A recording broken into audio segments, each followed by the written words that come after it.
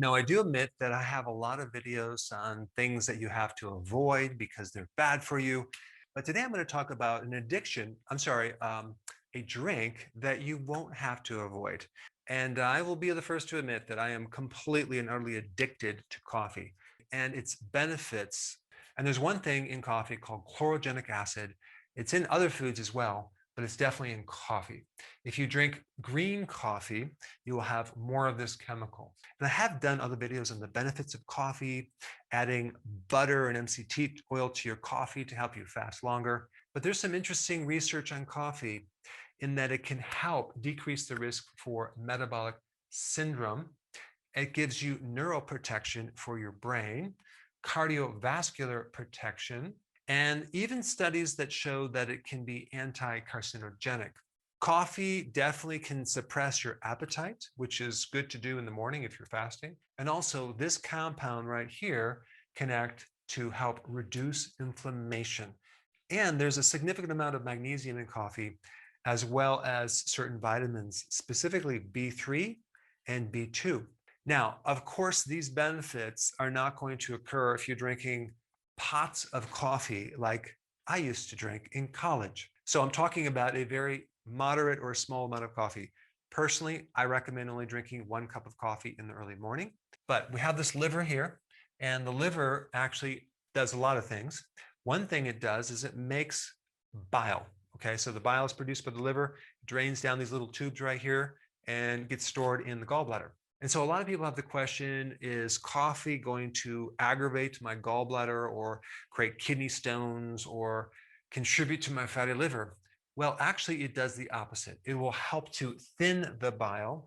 It can help to decrease the risk for gallstones because gallstones come from a condition where you have this super concentrated cholesterol that turns into crystals, then forms gallstones. But it's not the cholesterol that makes the stone. It's the lack of bile salts that allow the concentration to occur. So really gallstones occur because you are deficient in bile. Well, it just so happens that coffee can help produce more bile and thin the bile and prevent these cholesterol crystals from occurring. Now, if you have gallstones, I would highly recommend you also start taking like purified bile salts to help you with this process. But just so you know, coffee can help prevent gallstones.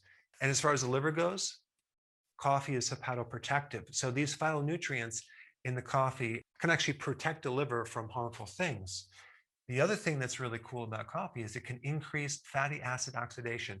That basically means it can help break down fat from your liver, especially if you have a fatty liver.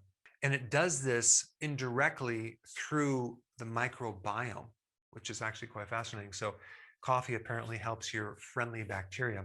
It also helps stimulate this hormone that will help contract the gallbladder.